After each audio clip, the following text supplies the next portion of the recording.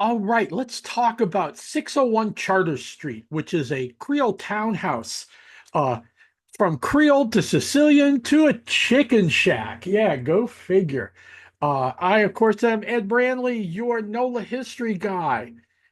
And before we get into talking about 601 charters, just some quick admin, and I like to always call it administrivia and updates about what's going on with NOLA History Guy.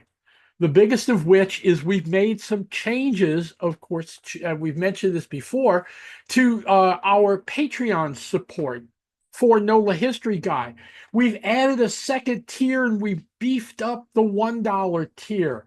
So we encourage you to go out to NOLA History Guy on Patreon. You can see the link down there, patreon.com/NOLA History Guy. Go on out there and have a look at the Patreon site. Take a look and see what you think. We're offering more blog posts each week for $1 supporters. And as we said, we have introduced a $5 a month premium tier as well. So go out to patreon.com/NOLA History Guy. Please do. And I joke, but I'm not joking.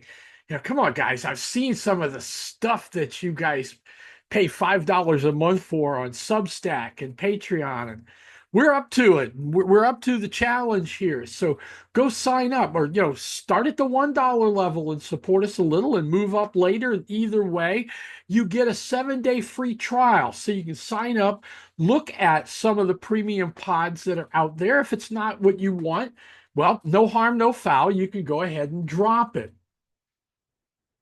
The premium podcast, we're still doing this. This is in your regular feed today. This is our regular weekly podcast. That's going to continue, and you can get that through Apple or Spotify or whatever player that you're looking for or that you use. Certainly, the premium supporters will get the premium podcast through Patreon. So again, go to patreon.com/NOLA History Guy, sign up at the $5 tier, and you get more stuff. The premium pods are going to be a little more old school. Basically, we take one or two photos and unpack them and tell their story and that kind of thing. Back in the day of before YouTube and all of that, you'll notice that you can, some of you probably looking at this on our YouTube channel, and we love you for that, right? But the old school way of doing things is still a lot of fun, and we can do a good bit there with unpacking just some photos and doing some deep dives. That's what you get, plus the satisfaction of supporting the work here and supporting digging into all of this stuff through NOLA History Guy. Of course, the other word from your sponsor. Remember, I've had the privilege of authoring 6 books on New Orleans. The brothers book up in the top left is about St. Aloysius Coriezu and my school, Brother Martin High School, which we do a good bit of pods about those as well. The first book, the Canal Streetcar book, Maison Blanche, New Orleans Jazz, which catch me at the coffee shop. That's a great story of how that book came into being. Legendary Locals of New Orleans, which is like a who's who of about 180 people that have had legendary impact on the city over its 300 plus year history. And then the most recent book, of course, is Krause, the New Orleans Value Store, which is a deep dive into 1201 Canal, the store, its origins, Canal Street retail, Jewish retail on Canal Street, and a good bit of Jewish history as well. Don't forget, I'm at NOLA History Guy on all of the social medias. All right, thank you for your patience on the administrivia. Let's talk about 601 Chartres Street. And of course, we start with our tour guide talking points, and shout out to my colleagues at the Friends of the Cabildo, who do the French Quarter walking tour. That is the primary way that that group raises revenue to support the Louisiana State Museum properties. So the original building on the corner of Chartres and Toulouse burned in the 1788 fire. The chain of title for that lot, though, goes all the way back almost to when Depaget drew out the grid for the city for his boss Bienville in 1721. That plot has been blocked out, and it was sold pretty much, claimed pretty quickly after the city was laid out.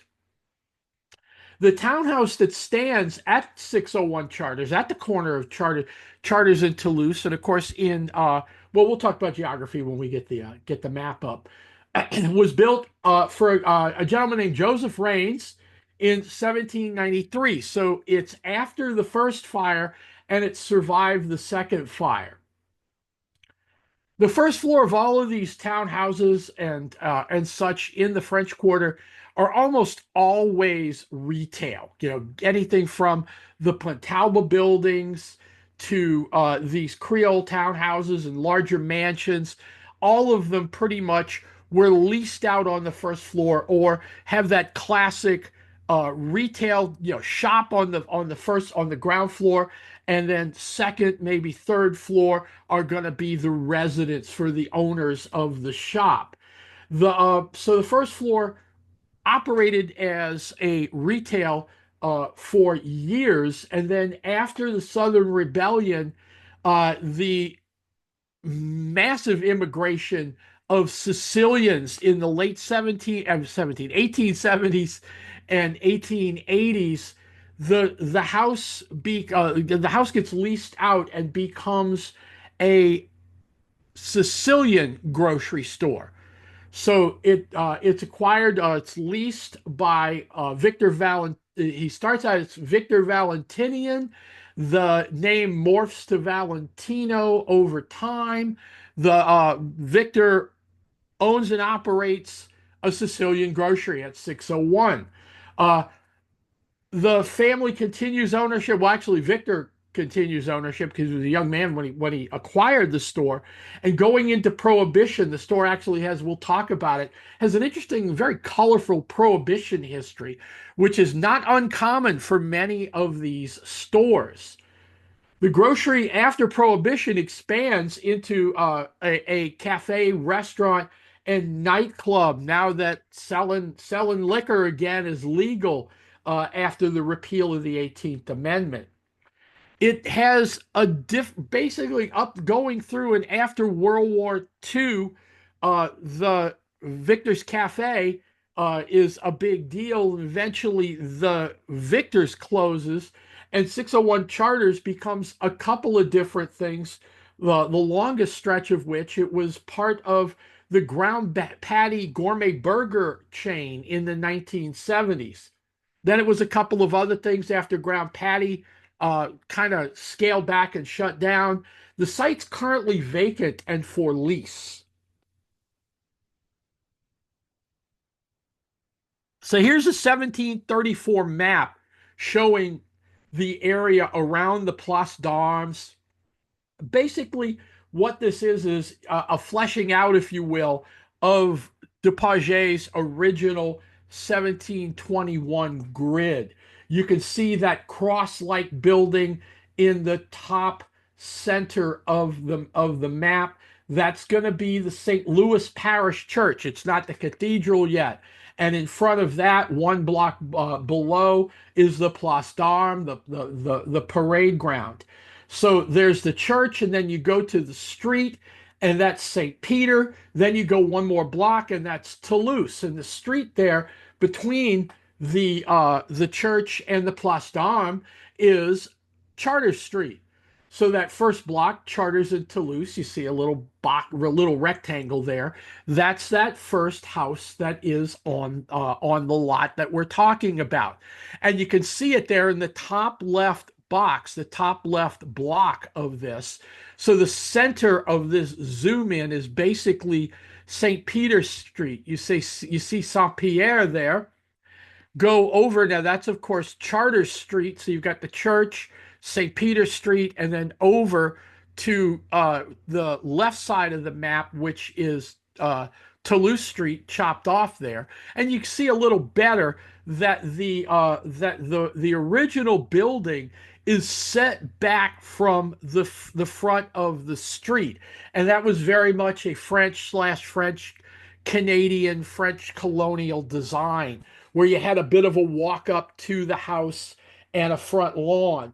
That got changed a good bit after the fire because the Spanish knew better. They required not only that the buildings like this one that was destroyed in the 1788 fire, they required them not only to be built of brick instead of being constructed out of wood and, well, basically mud and wood. They become brick with stucco on painted over the brick, and they were also required to be built out to the curb, so that 601 in its current form, or built in 1793, fronts the curb of the street, basically fronts. The only thing separating them is the sidewalk. And the idea there is that if the area were to catch on fire, there was no lawn, there was no grass, there was no green that could catch and help grow the fire at that point. Here's the 1793 survey to show you the house and the garden that were there. And, well, you get the idea. There's a lot of open space where a fire could catch. This is quite typical of most of these colonial buildings at that point. So this is a survey of what the plot looked like before the fire, and now it's basically open and available now that you see basically something can be built out here. The surveyor for the city was Carlos Trudeau. The source here is Louisiana State University Special Collections. Really wonderful stuff there, and that is the Raines family papers are deposited there and archived there. Fast forward, my goodness, almost a century, but I'm really on the struggle bus to find there's just no illustrations. You look at guys, like Boyd Cruz, who were painting stuff giving buildings an antebellum look and everything else. A lot of these folks just kind of passed over 601 Chartres. To them, it was just another Creole townhouse. And I mean, it's a nice building. Look, you've got that lovely wraparound wrought iron railing on the second floor gallery. It's pretty big. Lots of retail space in the on the first floor, of course. This is a photo of when Victor Valentinian has moved in and taken over the first floor, and you can see right now it just says grocery. Victor wasn't self-branding like he does later, and you can see the signs stacking up on the entrance right there by the porte cochere, that you could just walk in and do business in the retail section. I love that wagon that's sitting on the side, right on the right-hand side below the awning, that says grocery, and you can see it's just a two-wheel wagon that the mule was detached, and so of course gravity does its thing, and the thing just ends up pointing up toward the sky a little bit there. Fast forward a few years, 10 years later, to 1900. And you can see now you get the idea here that the entrance is still basically the same, but Victor is getting into personal branding now. So instead of it just saying grocery, it's Victor Valentinian's grocery. And you can see the promotion there and the signs out front promoting, special sales, et cetera, et cetera. A few people walking by. Little bit of a rough exposure. Actually, it's a combination of a rough exposure, which in the 1890s you still had, these older cameras that required a little bit more time. Plus, you can see there's a good bit of damage to the original here. I think this photo looks like it was taped in first off, looks like it was damaged and taped down the middle, but it also looks like it was possibly taped into a scrapbook or some such. But you get the idea. This building is still there. And you see, this is what I'm talking about with respect to the Spanish building codes. There's no lawn, there's no walk up. Is the all you've got is the sidewalk there. That whenever I do what we call in Friends of the Cabildo terms an upriver walking tour, where we start at Jackson Square and work our way in the direction of Canal Street, I pass by this building each time, and it piqued my curiosity to see what this building actually was, and that's kind of the motivation for doing the pod on it this week. So Victor's got a fairly good business. He's selling groceries, he's selling beer, he's servicing the neighborhood. To give you an idea of how Sicilian the neighborhood is at this point, in the 1910s, moving into the 1920s, Victor wasn't the only Sicilian grocery. If you go just up one more block, this is Chartres and Toulouse. If you go up to Chartres in St. Louis, you get the Girard House, which we now know as the Napoleon House restaurant, the house that Nicolas Giraud was going to give to His Majesty Emperor Napoleon Bonaparte. Of course, after the Southern Rebellion, like so many things in the quarter, Sicilians move in, they lease the area, and it becomes another Sicilian grocery. So there's literally a Sicilian grocery on both corners, Chartres and Toulouse, and then you walk another block and another family is operating yet another Sicilian grocery. In 1914, that was Uncle Joe Impastato, and he turns his place into a tavern and puts a bar up front. Victor does the same thing. Well, Victor's selling beer. He's not opened as a tavern and a drinking place to the extent that Uncle Joe does, Uncle Joe Impastato does. But you get the idea. That doesn't mean Victor's above board all the way, though, because you can see here's a newspaper ad or newspaper story from November 25th, 1920, talking about punch boards.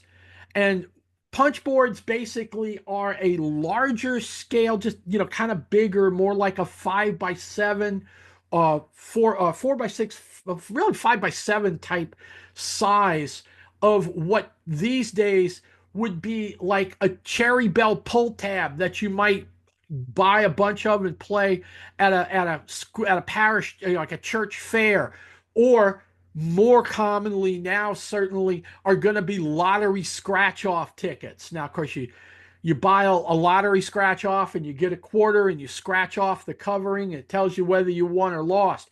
Here you pulled a piece of paper off of the punch board, and that told you whether or not you won, like one of the Cherry Bell tickets or something like that. But these were big. They were, I guess they had like 5x7 kind of thing. They were also illegal. So, I mean, it was a lottery game. It was gambling. It was not licensed lottery stuff. So, here we go. In November of 1920, Victor gets picked up for this. Now, you'll notice this is November of 1920. So the 18th Amendment has been passed and ratified, and we are in Prohibition. So you'll see the second paragraph there. Valentinian, who operates a grocery shop and, quote, soft drink cafe, is alleged to have had on his counter a candy board. And that's the idea, was the punch cards.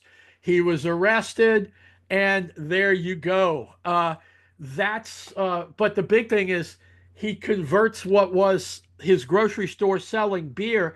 Now he calls it a soft drink cafe. Come on in and have a cold drink on a hot day. Well, Victor didn't sell just soft drinks in his soft drink saloon. Here's another news article from 5 years later. Prohibition is in full swing.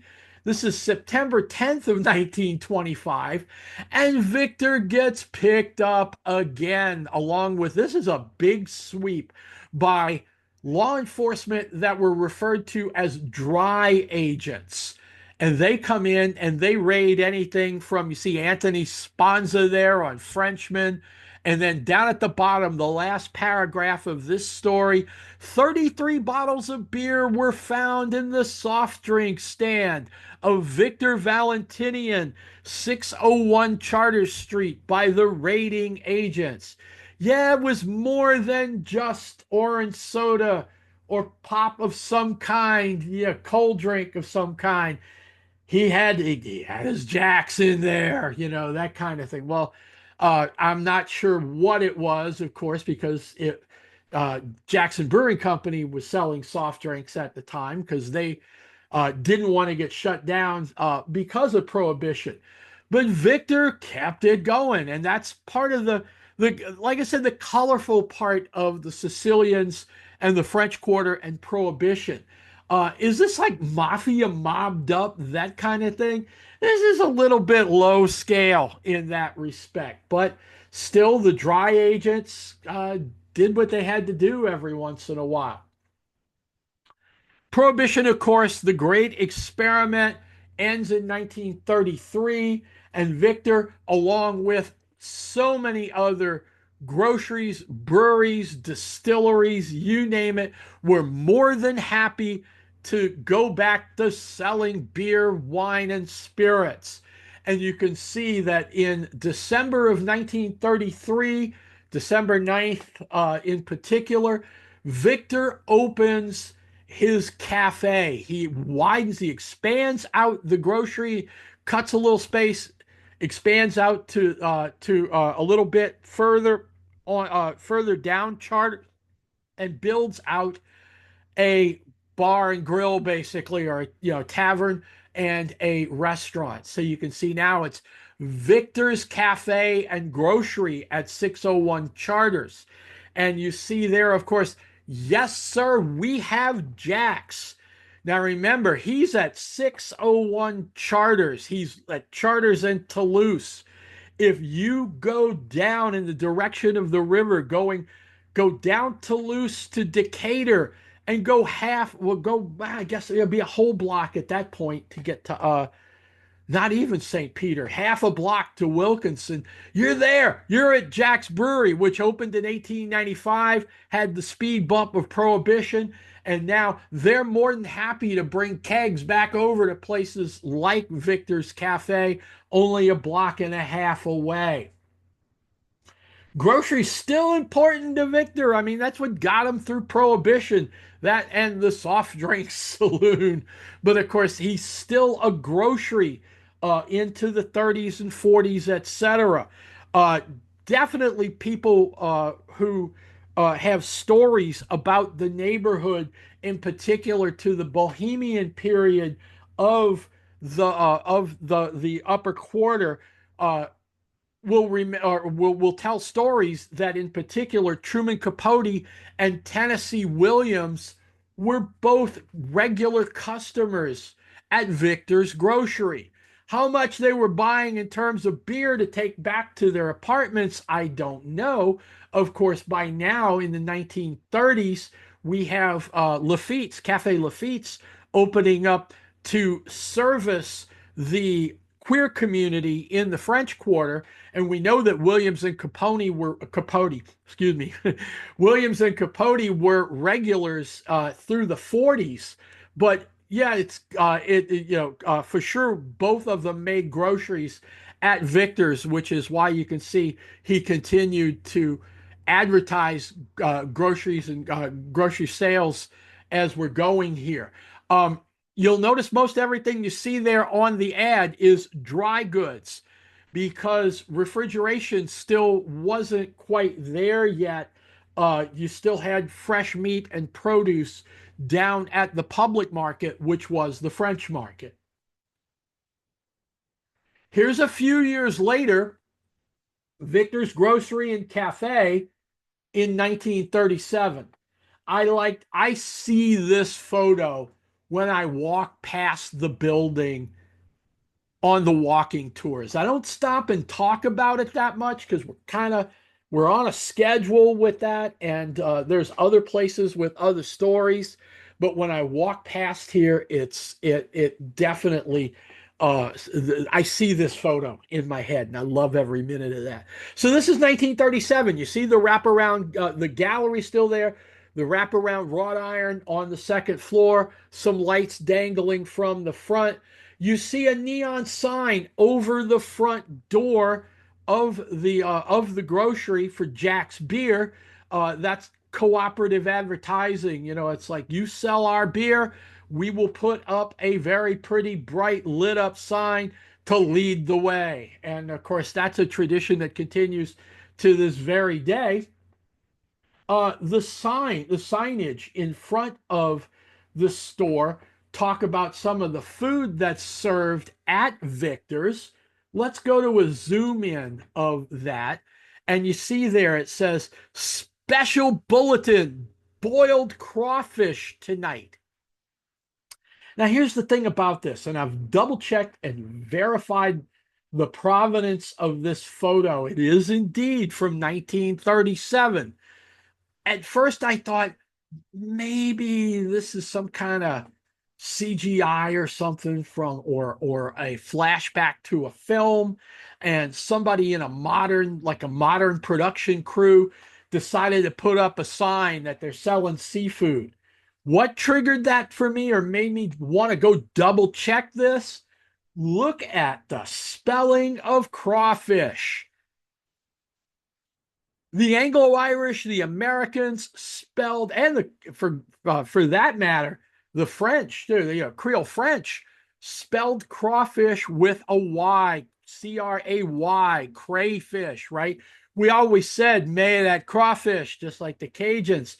The Sicilians would not have been that precise in spelling. They would have written it phonetically. So I can see where where Victor would have put up just boiled crawfish, so there wouldn't be any confusion there. I just love that. This is the earliest I've seen the spelling, and it motivates me to go dig further and see what I can do and look into that for the future sometime. The lamppost there, typical of the period. By the way, just a side note, on if you're still on the Book of Face, we have a group. It's called Legacy Street Furniture of New Orleans. We talk about anything from manhole covers to street signs to other fixtures on the street furniture in that regard. And this particular street sign, this is iconic. The old gas lamp style, which it's electric, obviously at this point, but the old gas lamppost style on the corner, and then the street signs on it. But these street signs, there's that little hump on top, and each one, like on the Toulouse Street side, that little sign says Toulouse, and on the Chartres, the little sign above the main sign says Chartres. And this was also just something that caught my eye because I don't remember seeing that anywhere. So you can see the grocery still on the corner, and it's, trying to lure you back in. These guys are walking home from any kind of work that they were doing from the Montleone Hotel, walking back to the more residential part of the lower quarter on the other side of Jackson Square, and they see seafood, boiled crawfish tonight. Maybe you grab some and bring it home. Maybe you stop for crawfish and a beer. You can see the second sign there by the cafe entrance talks about let's get some, come in and get some boiled crabs as well. Crabs, that was, I'm 67, right? So I grew up, I'm a child of the late 60s and the 70s, and boiled crabs were our jam as a family or going out. You went out to the lakefront places and you got yourself boiled crabs. Crawfish was peasant food at that point and really didn't leave Cajun country in many ways until you started getting crawfish farming later on. Postcards in the 1940s, actually starting back in the 1920s, going through to the 1940s and 1950s, postcards were one of the primary means of communication. You didn't do a lot of long distance phone calls, and you certainly, getting on a train and traveling to go see folks. Well, that's not, you didn't do that just, on a whim, that kind of thing. So postcards were a big deal. You buy a postcard at a newsstand or a hotel, possibly even giving you a postcard of the hotel for free. You wrote your note, addressed it, put an inexpensive stamp on it because it was just a card, and off that went. And that postcard took the railroad trip right over up to wherever its destination was. Postcards became advertising, essentially, in many cases, business cards for hotels, restaurants, nightclubs. Here, Victor's, you can see he's still got his Jack sign, even though it's kind of, we're catching it, we're catching it on its side, so you can't, we see the profile, we don't see the sign. But then now Victor's added the big neon sign at the top, so you could still see the wraparound railing. It's definitely the right place, that kind of thing.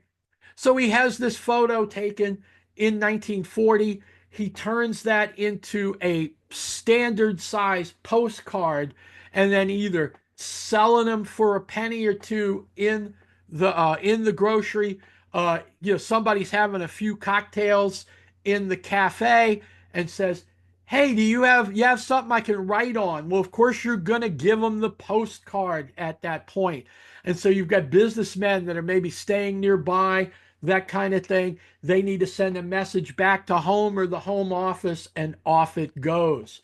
The neon, though, this becomes a big deal over time. You'll see on the show page, we've got a photo from the 1970s that you can see the big neon sign there before it's closed, before it's taken down. Actually, I take that back. It's a late 1960s photo. After World War II, Johnny comes marching home, and it works out well because Johnny Cusimano, before the war, was Victor's night manager in the cocktail lounge in Victor's Cafe.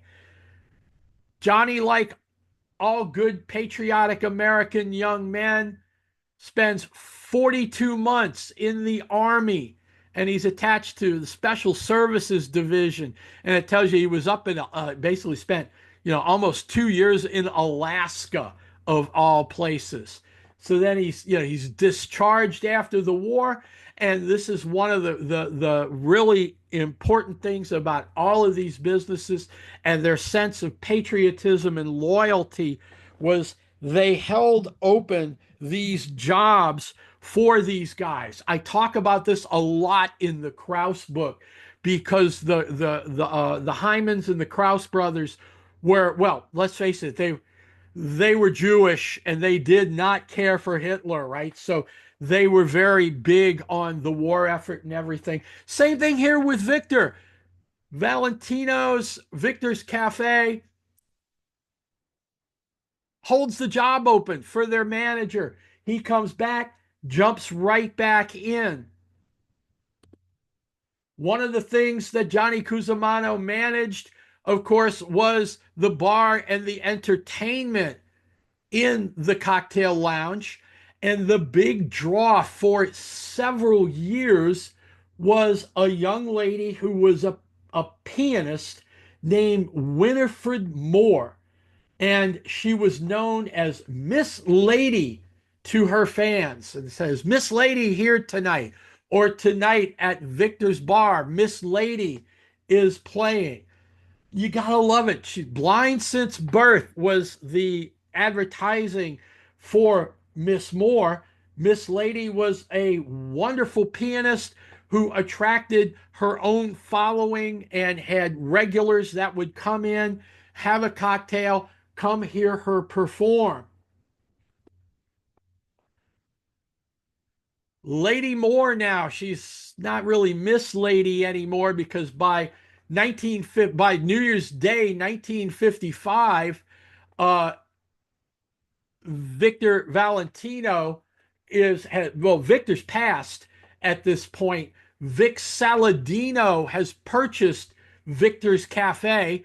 Obviously, if his name was Vic, he didn't have an overwhelming need to rebrand or change the location. So Vic Saladino is now the owner of Victor's Cafe, but Lady Moore, Miss Lady, Winifred Moore, excuse me, Lady Winifred is still performing. So it's 1946 when she starts working at Victor's Cafe. 9 years later, New Year's Day, 1955, she's still performing at 601 Chartres in the Lounge. Victor's Cafe moves from the Valentinos to Vic Saladino.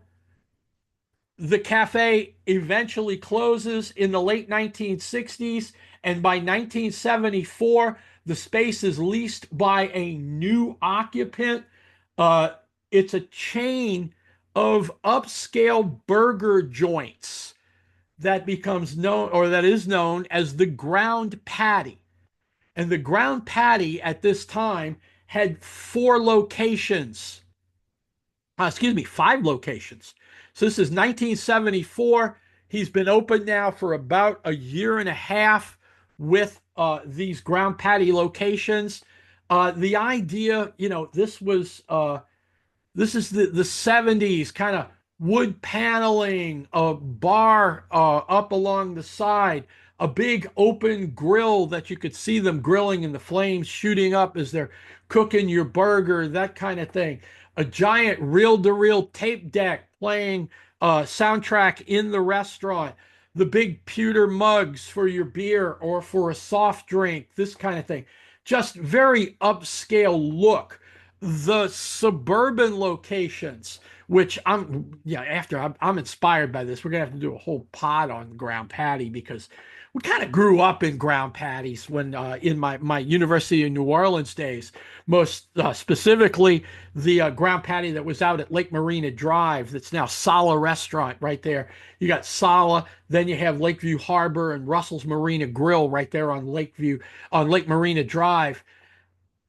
I pulled up the background on this and I was looking at advertising for 601 Toulouse. I start moving into the 70s, just looking at different ads. And instead of cook, waiter, dishwasher, all of a sudden in the 70s, I start seeing ads for grill cook.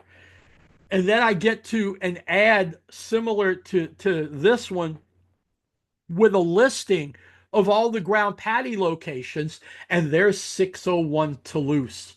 Now I got to tell you, we spent a lot of time in that Ground Patty over in on Lake Marina Drive there in West End.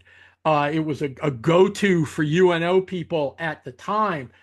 I do not remember setting foot in 601 Toulouse as a Ground Patty. I mean, if we were going into the quarter, we usually went to Cafe Maspero. We went over to Maspero's 2 blocks down. We didn't, it's like, why would we go to the quarter to go to a place we could park for free and a little bit easier in West End, that kind of thing. So it wasn't like we didn't like the place or that kind of thing. We just had kind of a better idea of what to do. Ground Patty continues into the 1980s. There still is a Ground Patty out in, of all places, in Rivertown in Kenner. The ownership provenance has changed a good bit over time, but they still maintain, like I said, that chain is a story that we'll have to tell. But the 601 Toulouse closes as a Ground Patty in the 1980s, and then it starts becoming a number of different things again on the first floor of the Creole townhouse. By 2013, a new tenant takes its place in takes its place at 601 Toulouse. It's a restaurant called the Chartres House. Now, you may be scratching your head and you're going to say, but Ed, Chartres House is on the other side of the street. Well, it is now. It started here on the, and again, let's use New Orleans geography. This is the corner of Chartres and Toulouse. So, and this is the downriver lake side of the corner. At some point by 2015, no, by 2017, Chartres House moves catty corner to this location. So basically, the photographer is standing on the other side of the street in front of 540 Chartres, which again, in New Orleans geography, is the upriver river side of the corner. And it's catty corner to the 601 Toulouse or 601 Chartres location here. Basically, they packed up the restaurant and moved across the street. I don't know why. I'm not sure what the deal is here.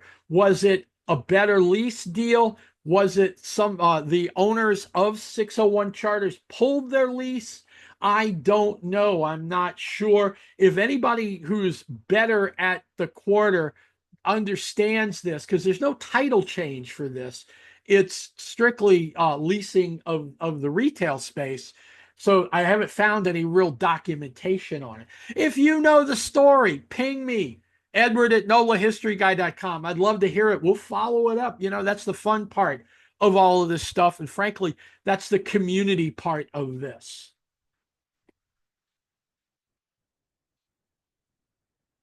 By 2022, we're post-COVID. Things are opening, well, sort of opening up. You can see this is a Google Maps screen grab.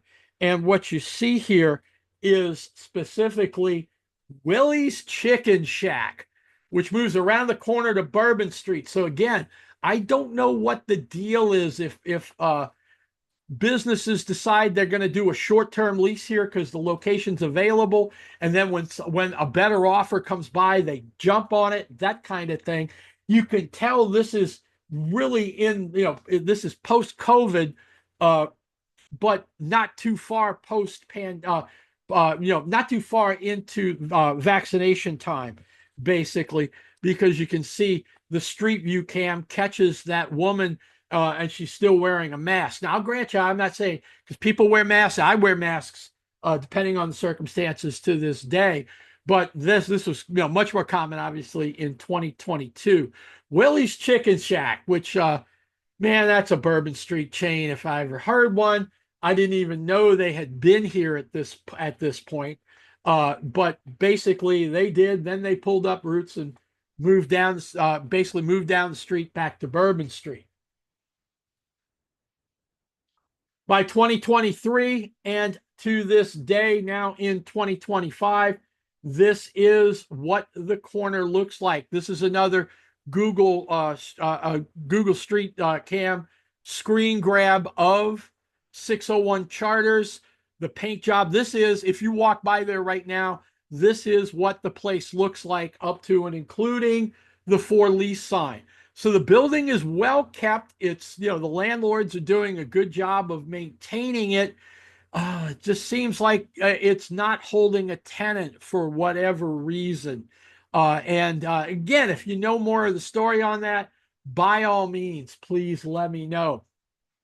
So that's the story of 601 Chartres, more or less from 1734, possibly a little bit older, to the fire, to this building, which has been there since 1793. And it's very fascinating Sicilian and American history as a restaurant and a grocery. Thanks for listening. Thanks for being with us today. We hope you take heed of some of that stuff really would appreciate if you go out and go check us out on Patreon and consider supporting NOLA History Guy. One way or the other, of course, we are NOLAHistoryGuy.com on the web, at NOLA History Guy on all social media.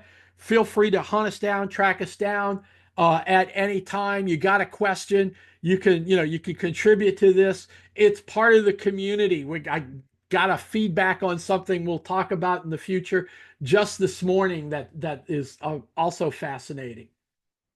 Shout out to the folks who made our favorite PowerPoint template here, this parchment template that we continue to use is licensed under a Creative Commons share alike license. If you like it, again, it's in the Commons. It's share alike. Ping me. I'll be happy to send it to you. No problem at all. Like I said, we're a community.